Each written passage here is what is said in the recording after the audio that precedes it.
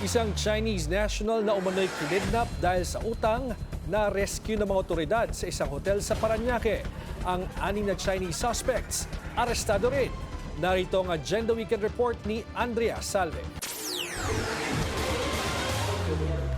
Isang grupo ng mga Chinese national ang inaresto ng Parañaque PNP nitong Sabado ng hapon matapos dukutin ang kapwa nila Chinese sa isang hotel sa lungsod ng Parañaque. 4 sa mga suspect ang lalaki, habang ang isa pa ay babae. Na-rescue rin ang 26-year-old businessman sa kasagsagan ng operasyon.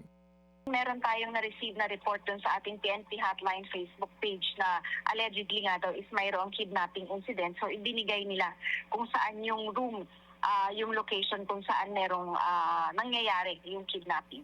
Sa pagsasalaysay umano ng biktima, nakipagkita ito sa mga suspect noon pang Martes para sa isang business meeting at nagulat na lang nang hindi napayagang umalis sa lugar. May hindi pa raw ito nababayarang utang sa grupo na aabot sa 500,000 pesos.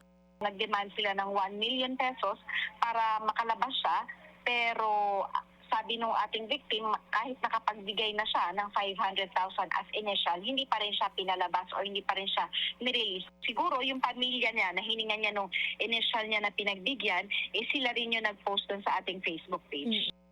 Nakumpiska ng pulisya ang 6 na cellphone mula sa crime scene.